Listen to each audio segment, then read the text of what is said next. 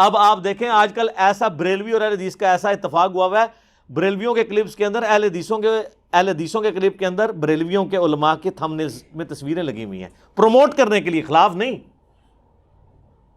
وہ جو لاہور کا ایک گلے پھاڑ کے بولتا ہے آج جہلم کا ایک زبردست قسم کا رسوائے زمانہ انسان، اور مرزا علی الجہلمی کئی سوال ایسے ہیں جن کا جواب باقی ہے۔ تو ابن تیمیہ کی کیا بات کرتا ہے، کہاں پہ راجہ بھوج، کہاں پہ گنگو تیلی۔ حضرات گرامی کا تیری اوقات کیا ہے، تیری حیثیت کیا ہے، تیرا مقام اور منصب، تیرا مرتبہ کیا ہے۔ ہر ابن تیمیہ سے محبت کرنے والا تیرے وجود کے پر تھوکے گا، تیرے کردار پہ تھوکے گا، تیری سیرت پہ تھوکے گا، تیرے نسب العین پہ تھوکے گا، تیرے نظریے پہ تھوکے گا۔ حضرات گرامی قدر جھوٹا ہے، یہ کذاب ہے، یہ مکار ہے، یہ دجال ہے، لوگوں کو اپنے دام تصویر میں پھنسانا چاہتا ہے، لوگوں کو سیدنا امیر معاویہ کی ذات اقدس سے برگشتہ کرنا چاہتا ہے۔ حضرات گرامی قدر دیکھ لیجئے، میں آپ کو لا وجہ البصیرت یہ بات کہتا ہوں، مرزا کل بھی ذلیل تھا، مرزا آج بھی ذلیل ہے، اور انشاءاللہ مرتے دم تک یہ ذلیل و رسوا ہی رہے گا۔ اس نے بھی تازہ ایک کلپ اپلوڈ کیا ہے، اس میں اس نے خادم رضوی صاحب کے ساتھ تصویر لگائی ہوئی ہے۔ تو یار آپ اتنا تو مجھے کریڈٹ دیں، میں نے اتحاد امت کروا دیا ہے، میکڈونلڈ اور KFC کو ایک جگہ پہ جمع کر دیا، یعنی بریلوی اور دیوبندی کو۔ یہ تو آپ البیگ والوں کو کم از کم کریڈٹ دیں،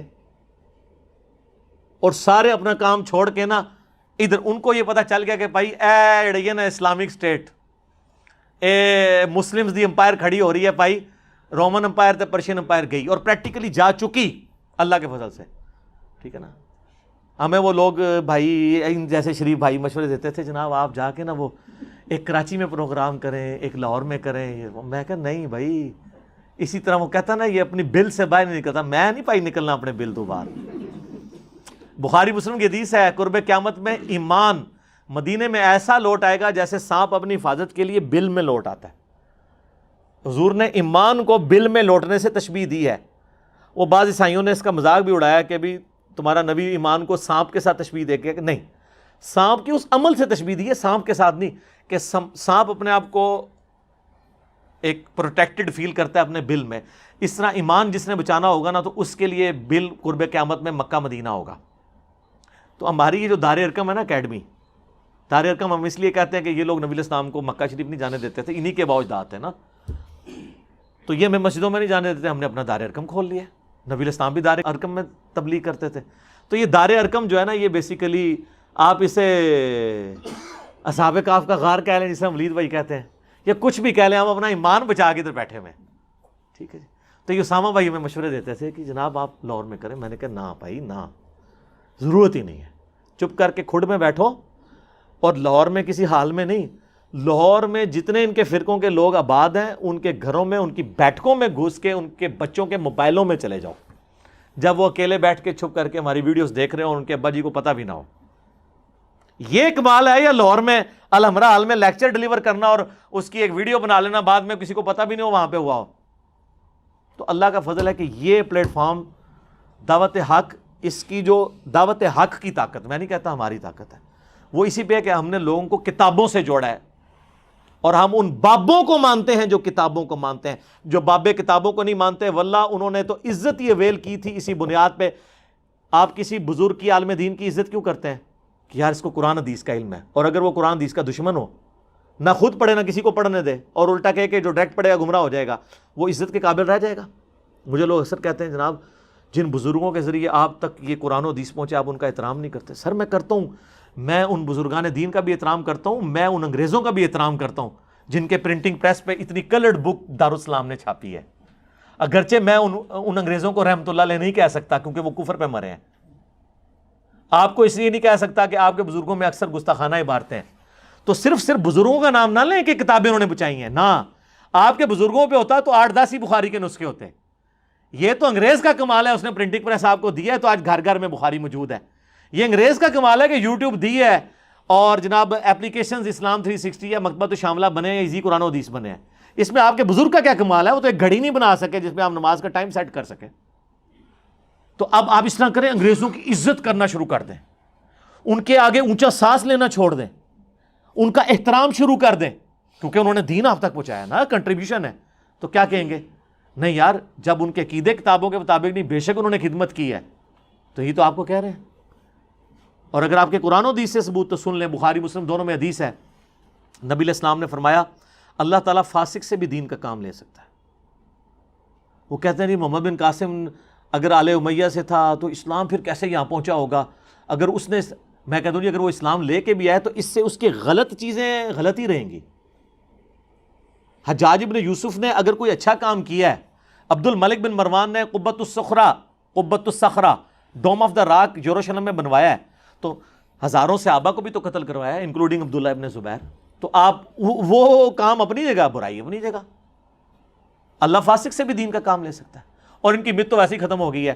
سر آپ کے بابوں نے کلمے پڑھائے تھے یا نہیں پڑھائے تھے؟ ڈاکٹر ذاکر نائک حافظہ اللہ تعالیٰ نے سینکڑوں ہندوؤں کو، جن میں ہندوؤں کے پنڈت بھی شامل ہیں، آن کیمرہ کلمہ پڑھایا ہے.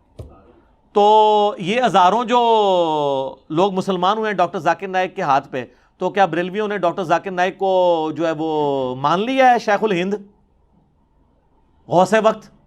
کیا کہیں گے؟ وہ کہیں گے کلمہ پڑھایا تو کیا ہوا، عقیدے تو صحیح نہیں نے. تو سر تواڈے بھی، تواڈے بابے دے عقیدے بھی ٹھیک نہیں نے. کلمہ پڑھایا تو کیا ہوا؟ جو آپ بات کریں گے، جو آلو آپ ہمیں فٹ کریں گے، آپ کو پتہ نہیں اس سے پہلے آپ کو فٹ ہو رہا ہوگا. تو آپ نے اگر ہماری بات پہ آنا ہے تو آئیں. اسی کو ہم نے عرض کیا ہے کہ مرنے سے پہلے اے مسلمان کر لے اس پہ غور. کتابوں کا خدا اور ہے، بابوں کا خدا اور. کہنے کو تو دین سب کا اسلام ہے، لیکن کتابوں کا جہاں اور ہے، بابوں کا جہاں اور. تو یہ ذہن میں رکھیے گا، جب تک بابے راستے سے نہیں ہٹتے امت کو آپ نہیں جوڑ سکتے. مجھے مولانا اسحاق صاحب سے، طارق جمیل صاحب سے جو بنیادی اختلاف ہے نا، وہ یہی ہے. وہ یہ سمجھتے تھے کہ اپنے اپنے بابے قائم رکھتے ہوئے امت میں اتحاد ہو جائے. نہیں ہو سکتا، کیونکہ بابے تو ایک دوسرے کو مسلمان ہی نہیں سمجھتے. ان کے ماننے والے کیسے ان کو ایک دوسرے کا احترام کر سکتے ہیں؟ جو طارق جمیل صاحب کہتے ہیں اپنا چھوڑو نہ کسی کا چھیڑو نہ، نہیں. ہم کہتے ہیں اس کے الٹ ہے، پہلے اپنے آپ سے دستبردار ہوں اور دوسرے کو بھی چھیڑیں. ہو سکتا ہے کچھ بات اس کی بھی ٹھیک نکل آئے. اور مولانا اسحاق صاحب کیا کہتے تھے؟ احمد زاہد بھی رحمۃ اللہ علیہ، علی تھانوی بھی رحمۃ اللہ علیہ، ٹھیک ہے جی، فلانا بھی رحمۃ اللہ علیہ. اور جب ہم کہتے ہیں یار یہ عقیدوں میں خرابیاں موجود ہیں، وہ کہتے تھے وہ ٹھیک ہے، خدمات بھی ہیں، اس سے امت کو جوڑا جائے. امت کبھی نہیں جوڑے گی، اس لیے کہ وہ دونوں رحمۃ اللہ علیہ ایک دوسرے کو مسلمان نہیں سمجھتے تھے. تو لوگ مولانا اسحاق کی بات مانیں گے یا احمد بریلوی صاحب کی؟ احمد بریلوی صاحب نے حسام الحرمین میں علماء دیوبند کے بارے میں ڈکلیئر کیا ہے کہ یہ مرتد اور واجب القتل ہے، اور اجماع ہے ان کے اوپر. اور وہ عام علماء دیوبند نہیں، اشرف تھانوی، رشید احمد گنگوئی، اسماعیل امبیٹوی. اور کتاب کا نام رکھا حسام الحرمین، حرمین کی تلوار. تو تلوار ظاہر ہے ساروں کے اوپر چلا رہے ہیں. اس کے جواب میں یہ 1905 میں لکھی گئی، 1906 میں لکھی گئی المحند علی المفند، ہند کی تلوار ایک مفند سٹھیائے ہوئے بابے کے اوپر. اور سٹھیائے ہوا بابا انہوں نے احمد بریلوی کو کہا، اور اس میں لکھا انہوں نے کہ احمد بریلوی ان کی پوری جماعت ایک شیطانی لشکر ہے جو ہم پہ حملہ آور ہو گیا. کام بھی ختم. سر بابوں کو چھوڑیں گے تب کتابوں پہ اتفاق ہوگا. کتابوں پہ اتفاق ہو سکتا ہے، بابوں پہ کبھی نہیں ہو سکتا. ہاں ایک شخصیت پہ ہو سکتا ہے، محمد رسول اللہ صلی اللہ علیہ وآلہ وسلم، دیٹس آل. ورنہ یہ آپ قیامت تک لڑتے رہیں گے. اور سر پریکٹیکلی ہم نے یہ اتفاق کروا کے آپ کے سامنے رکھ دیا ہے. ایسا اتفاق کرایا کہ ہماری وجہ سے ہمارے مخالفین نے آپس میں اتفاق کر لیا ہے. اتنا بڑا اتفاق آپ نے دیکھا تھا کہ بریلویوں کے پیج کے اوپر اہل حدیثوں کی ویڈیوز چل رہی ہوں میرے خلاف، اور اہل حدیثوں کے پیج کے اوپر بریلویوں کی ویڈیو چل رہی ہوں میرے خلاف. وہ بریلوی جو کہ امام کعبہ کے پیچھے نماز نہیں ہوتی، اور وہ امام کعبہ کے ماننے والے اہل حدیث جنہوں نے سعودیہ سے فتویٰ نکالا ہوا ہے کہ بریلویوں کے پیچھے نماز نہیں ہوتی. اب ایک دوسرے کا احترام کر رہے ہیں. بلکہ وہ ایک بریلوی نے کلپ چڑھایا، وہ جیسے کوئی ناکام عاشق کسی جنگل میں چلا جائے نا اور وہ شاعری شروع کر دے، اس طرح وہ ایک جنگل میں گیا ہوا ہے اور اس نے سامنے اپنا کیمرہ رکھا ہوا ہے. میں نے کہا پتہ نہیں کیا اس پہ افطار ٹوٹی ہے. اور وہ کہہ رہا ہے کہ کتنا اچھا دور تھا، لوگ اپنی اپنی مسجدوں میں نمازیں پڑھتے تھے، اپنے اپنے علماء سے پوچھا کرتے تھے. مجھے اس وقت تک نہیں پتا کہ یہ آگے کیا کہنے والا ہے. میں نے کہا پتہ نہیں کیا ہو گیا. کہتے ہیں پھر یہ دیکھیں ایک انجینئر آ گیا. اب لوگوں کا علماء سے اعتماد ہی اٹھ گیا. یہ انجینئر کی وجہ سے نقصان ہوا ہے کہ لوگ علماء پہ اعتماد کرنا چھوڑ گئے. سر میری وجہ سے علماء پہ اعتماد نہیں اٹھا، علماء کے اپنے کرتوتوں کی وجہ سے اٹھا ہے. کیونکہ ہم جب کوئی بات بتاتے ہیں نا قرآن میں لکھا ہے، وہ جا کے کہتے ہیں آپ نے ہمیں کیوں نہیں بتایا. ہم کہتے ہیں بخاری میں لکھا ہے، وہ کہتے ہیں آپ نے ہمیں کیوں نہیں بتایا.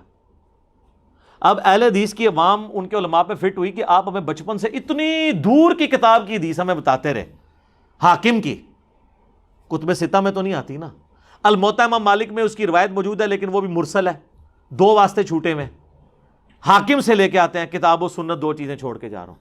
اور مسلم شریف میں جو 4 حدیثیں تھی غدیر خم کی، قرآن اور اہل بیت، وہ تو انجینئر صاحب نے بتائی ہیں، وہ درس نظامی والے اسٹوڈنٹ بھی کہتے ہیں کہ سر ہمیں تو نہیں پتہ تھی، اور اگر وہ کہتا نا ان کو پتہ تھی تو یہ ایک عالم دین بتائیں کہ میری ویڈیوز بننے سے پہلے کبھی کسی عالم نے غدیر خم کی حدیث کے اوپر ویڈیو کبھی ریکارڈ کروائی ہو۔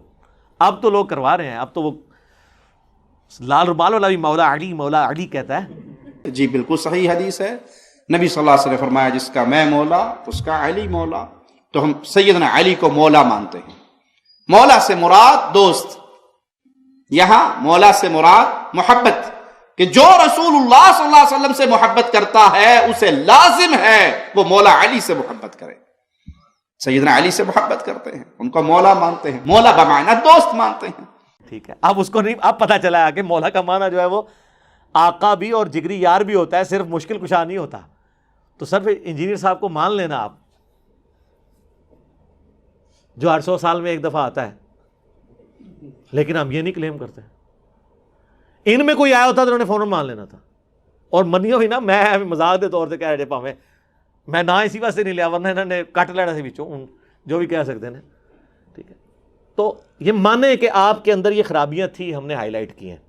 یہ بہت بڑی دشمنی کر رہے ہیں، پوری زندگی بابوں کے پیچھے گھومتے رہتے ہیں، اور آخر میں فضائل اعمال کی چونکہ بات ہوئی ہے، فضائل سنت کا بھی یہ حال ہے۔ میں آپ کو بتاؤں، فضائل اعمال میں نے اس کے اوپر ایک مجلس ریکارڈ کروا دیا، اوورال کتابوں کا خدا اور ہے، بابوں کا خدا اور، مجلس نمبر 100، میری زندگی کا سرمایہ ہے انشاءاللہ تعالیٰ۔ میں اللہ تعالیٰ کو کہہ سکتا ہوں میں نے یہ زندگی میں یہ کام ایسا کیا ہے جو صدیوں میں ایک یونیک کام تھا، جو کسی کی جرت نہیں ہو رہی تھی کرنے کی، کہ لوگوں کو بتایا جائے کتابوں کا خدا اور ہے، بابوں کا خدا اور۔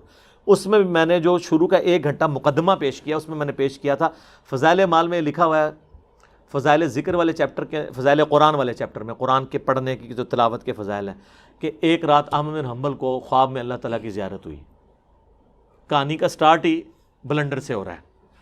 یہ حضرت موسیٰ علیہ السلام کو خواب میں کیوں نہیں زیارت ہوئی؟ 143 الاعراف آیت نمبر 143 میں اللہ تعالیٰ نے موسیٰ علیہ السلام کہا تو مجھے نہیں دیکھ سکتا، پہاڑ کی طرف دیکھ۔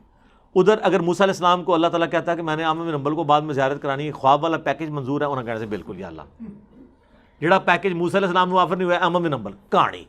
یہی امام حنیفہ کے بارے میں انہوں نے مشہور کیا۔ اماموں کو ہم کریٹیسائز نہیں کر رہے، جب ہم عیسیٰ ابن مریم کے نام پہ شرک جو کھڑا ہوا ہے اس کا مذمت کرتے ہیں تو عیسیٰ ابن مریم کو ہم برا نہیں کہہ رہے، نعوذ باللہ، وہ وجیہن فی الدنیا والآخرہ۔ تو احمد بن حنبل کہتے ہیں میں نے اللہ سے پوچھا کہ سب سے زیادہ تیرا قرب کیسے حاصل کروں، تو کہا قرآن کے ذریعے۔ تو احمد بن حنبل نے کہا یا اللہ سمجھ کے یا بغیر سمجھ کے، اندازہ کرو۔ احمد بن حنبل کو تو یہ کہنے کی ضرورت نہیں تھی، ان کو تو عربی آتی تھی۔ یہ سمجھے کہ احمد بن حنبل کدھر پنجاب دے کسی قصبے پیدا ہوئے نے، کہ سمجھ کے بغیر سمجھ کے۔ اور اس سے بڑی بات یہ احمد بن حنبل کو جاہل مانتے ہیں کیونکہ عالم کو تو عربی آتی ہوتی ہے۔ انہیں سمجھا کہ احمد بن حنبل کوئی مویشی ڈنگر پالنے والا کوئی بندہ ہوگا، تو وہ اس نے آگے سے پوچھ لیا، یا ہو سکتا ہے یہ تعویل کریں کہ انہوں نے اپنے ہاستے نہیں پوچھا سی، تو ہاستے پوچھا سی، چلو جی ایمان۔ تو اللہ نے کہا کہ چاہے سمجھ کے چاہے بغیر سمجھ کے۔ تو قرآن کیا اس لیے نازل ہوا ہے کہ بغیر سمجھے؟ پورے قرآن کا مقدمہ یہ ہے کہ قرآن ہم نے نصیحت کی نازل کیا۔ سورہ محمد میں آتا ہے کیا تمہارے دلوں کے اوپر تالے پڑے ہوئے ہیں، تم قرآن کے اوپر تفکر نہیں کرتے ہو؟